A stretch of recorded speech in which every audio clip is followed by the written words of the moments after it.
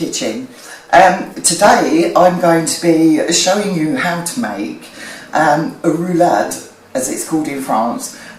It's a posh name really for a Swiss roll that you decorate, etc. Really you need a stand mixer to do this, or at least a hand mixer, because most of the work is done on the eggs and the sugar for this recipe. It's very quick to cook. It's a bit hit and miss when you come to do the rolling up, so that should be quite interesting later on. Okay, let's crack on. I'll give you the measurements for everything at the end of the video. In this bowl I have 125 grams of sugar. Into that I'm going to add 4 eggs. This will make a generous sized Swiss roll. I'm using my Ninja as usual, my Ninja oven XL, because it's really easy for me to use an oven that's on the top, and that's actually fantastic. It's got so many different functions on it. I don't use the conventional oven because I have trouble getting things in and out and I tend to burn myself. Okay, the first thing we're going to do is we're going to whip these eggs until they're mousse-like. Just, they'll go white or very pale yellow and they'll look like a mousse. So, as I said, I absolutely hate this mixer because it's got a silly handle on it and I have to control it with my chin and then make sure it's locked in. If anybody's got any suggestions for a stand mixer that you can use with one hand, I would be most grateful. I'm now going to get on and mix these to a mousse.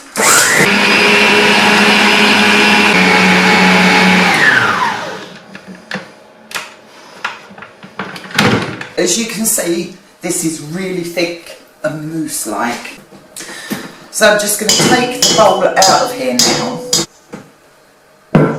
This is looking really nice and thick. The more air you can get into this at this stage, the better, because we're not going to incorporate any more air in this at all.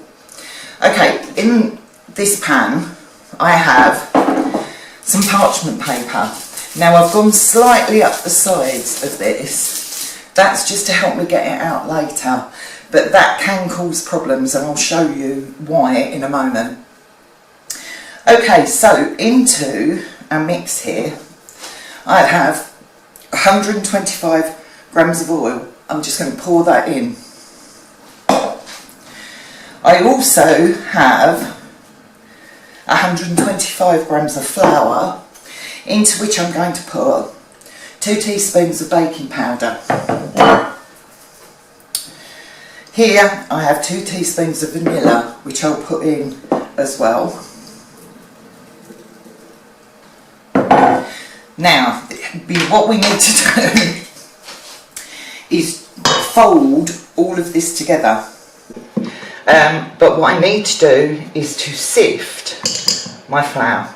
Now, anyone that's watched me before will know this is what I do. I put 2 spoons in, put my sieve in, and then I'm going to put my flour in like this.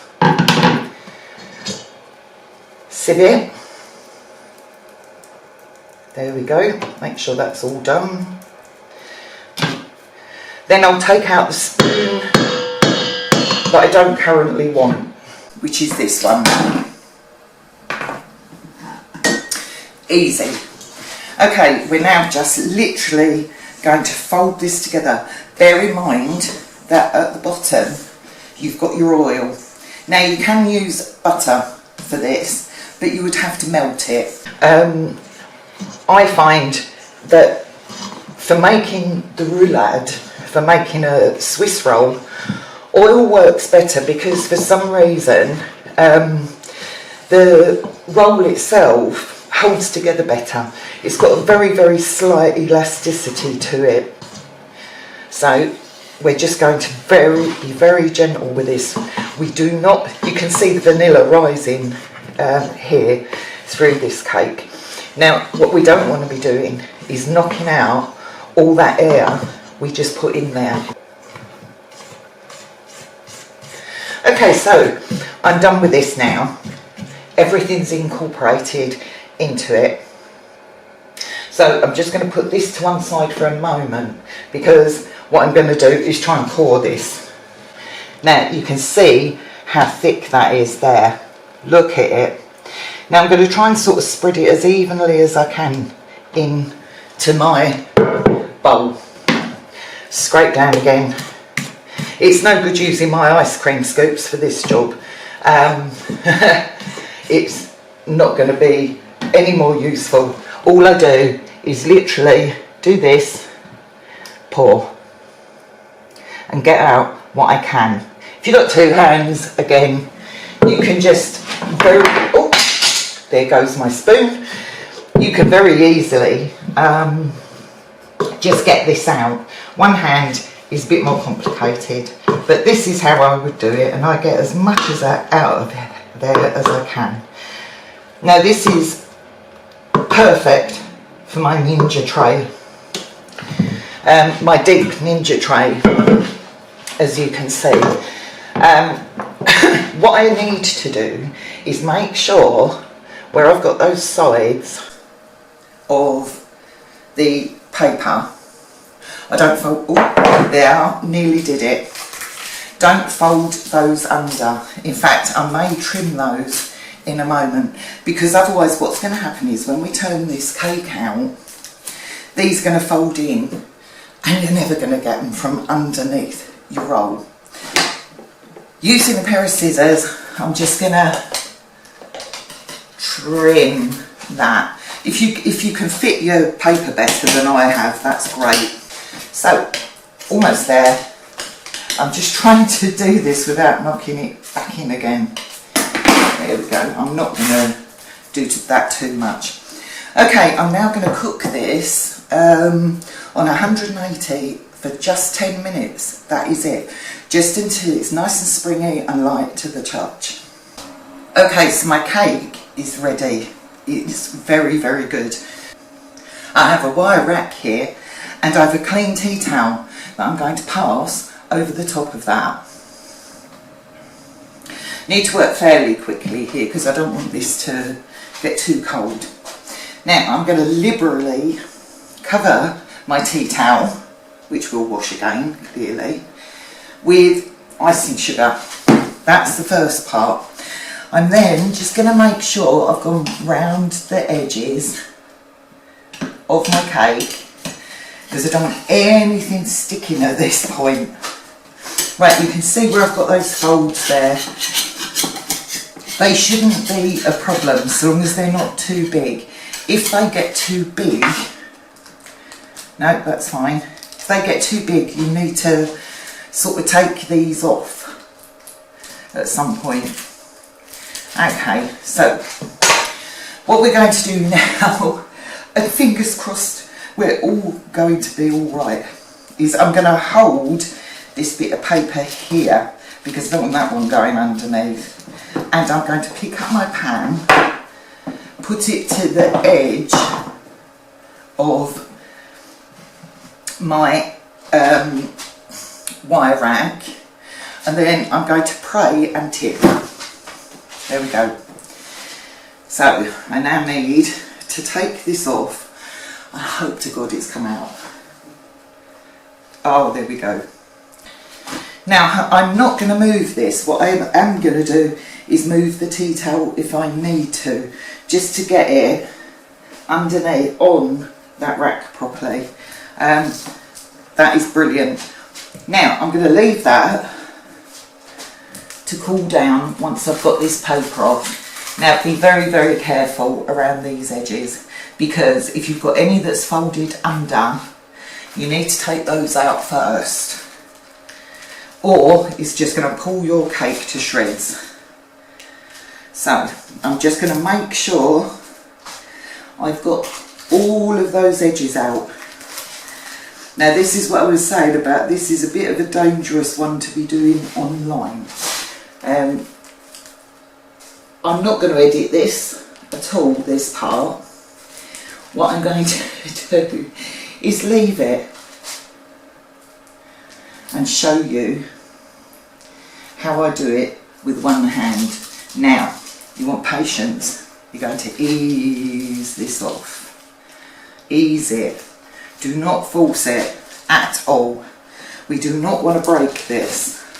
What we want to do is leave it to cool down nicely on that tea towel and rag. Here we go. Very slowly. Just ease it. You'll feel where it goes well and where it won't. There we are. That's not too shabby. So now I'm going to leave that to cool down. Okay, so have my cake ready.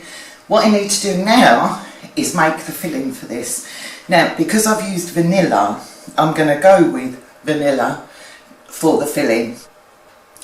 So I have here around 300 mils of whipping cream. Now I'm going to pop that into here. I haven't got the guard on this, so it could get a tad messy. I'm going to put into that 35 grams of icing sugar. And I'm going to pop my vanilla in once this gets thick. Now I'm going to whip this to really stiff peaks. And here we go again with my ridiculous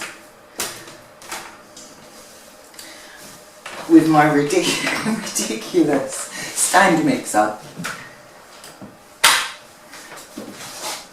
Now I could use the hand mixer for this, but I think I've said before, I tend not to use the hand mixer unless I absolutely have to, because I was using my hand mixer and this hand tends to sort of wobble about and whatnot, and I did catch my fingers in the paddles of the hand mixer.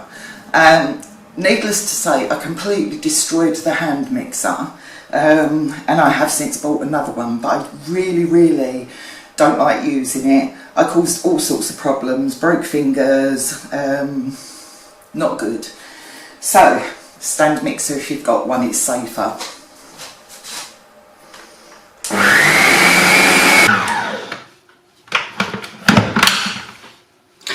Okay, and there we have it. You can see the peaks. The peak is standing off of my mixer, and it's also standing up this way as well. So I'm going to clear this out of the way. The next part is all about being organised. Now, my sponge has started to cool down quite well. Now, what I need to do is try and line this up. I'm not going to move this out from underneath because I need the height for my plate. So I'm going to try my hardest to pull this forward without breaking it. As you can see, I've pulled it right to the edge of this. Now I'm going to pull my plate in. First of all, what I need to do is put a jam on. I'm going to use strawberry jam for this, but oh, actually it's not. It's mixed fruits. I remember now. That's a mixed fruit. And that is really nice. It's got a very slight sharpness to it. So, here we go. I'm going to roll the jam around the cake very carefully. I do not want to break this. This is so delicate. So, I'm using a spoon for this. Now, get it as near the edges as you can, but obviously, as we roll this, it's going to squidge out if you get too close. Right, so nice coating, but not so it's so full that you're not going to be able to roll this. Next, I'm going to put on some of the cream. Not all of it, but some of it. Now my ice cream scoop is ideal for this because I can just scoop some and place it where I want it. Again, you don't want to overfill this because otherwise you're going to have trouble with the rolling. Taking my palette knife, I'm just going to make sure that I've got some all around. It's looking like it's going on just fine. Okay, for my final piece of advice. She says, and this may well fall to pieces and just go all horribly wrong. What you want to do is make this just score the top of that cake. Do not go through it. Not all the way through, just score it, because that'll help it bend in a moment. Now, I'm going to doubly make sure that that's going over there, but I really don't want the tea towel on my plate, so I'm going to tuck this under now. I know I'm getting really nervous with this. Now, using the tea towel, because if you've only got one hand, fold this in so that you've got a sort of bar, if you like, that you can grip onto. Hopefully this will move together now. Right, pull it tight with your fingers so you've got a really good grip on that. Now we're going to pull forward. Okay, pull your tea towel off and make sure that you've got that tight. Again, roll it forward. I'm not editing this at all. This is how it's going to go on the plate, by fair means or foul. And if it all falls to pieces, then we'll just start again another day. There we go. I'm just making sure that it's going to be able to roll straight onto there. Now we're going to do this in one continuous piece and hope for the best. Oh, there we go. Now it's gone on a bit sideways. Now I might be able to move that with my palette knife. But that's not too bad for one-handed. Now I've not lined this up very well, have I? So I'm going to try and get right under it with my palette knife and move it over gently. You can see how beautiful and soft this is. Right, that's good enough for me. Using my palette knife, and just push it, pull that together, and look at that. That is beautiful. Okay. Very good. You can see I've actually managed to roll it and I've managed to get it onto the plate. The alignment's not perfect, but you've got the general idea here. There we go. Just pull it into shape. Look at that. So, quite happy with that. Okay, so we now have a cake rolled. I'm going to use the rest of my cream just to decorate the top. Now, obviously this is, you only want a small size of this, and if you're dieting, maybe not have it at all. But a little piece of something doesn't hurt, does it? I've just made a simple vanilla cake here, but this can be adapted beautifully. Now at Christmas I make this as a Yule log, and I'll probably be doing one later in the year. I also use this sometimes instead of making a traditional Black Forest Gateau, because you can put your alcohol, you can put your cherries, you can make this in a chocolate. I may well do this later on. So here we go. All I'm putting on here is some vermicelli, just coloured vermicelli. As I said, this speaks to my artistic abilities. And there we have it. Feel free to clean up your plate a bit. If you cook like I do, then you may well want to be doing that. Now, lucky for me, we need to do a taste test. So what I'm going to do is cut a piece off of the end of my cake. Hopefully, I don't usually do this, but here we go. Oh, there you go. There you go. Now I've cheated royally, because what I can now do is put a bit on the end of that, cook's privileges perhaps, and then I can just fill that, refill that, and it's going to look better on the plate. Now what I will do is clean the plate up so it looks a bit more presentable. Well, for a live or continuous roll, I'm actually quite pleased with this. I didn't edit the roll at all. That's how I did it. So really I'm quite pleased. I'm just showing you some skills rather than decorating. I'm not a professional cook, just having fun in my kitchen. I am still recovering from my stroke, and I'm just trying to share with you some of the things that I've learnt along the way. So, taste test, here we go. I mean, look at this. That is so light. All that air we put in there is just so beautiful.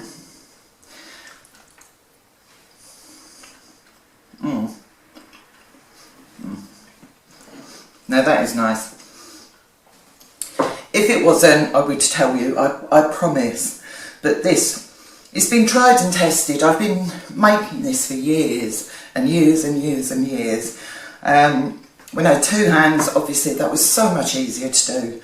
But the way I've just showed you to do this, even if you get a couple of splits in it, it doesn't matter, because you can hide that anyway. And with practice, you can get really good at this. Now, I recommend this cake. If you like what you saw, then please like, share, hit the bell, so that you get notifications of when I'm baking again. I usually upload on a Wednesday. So join me for some more cost-effective, delicious food. Thank you for watching.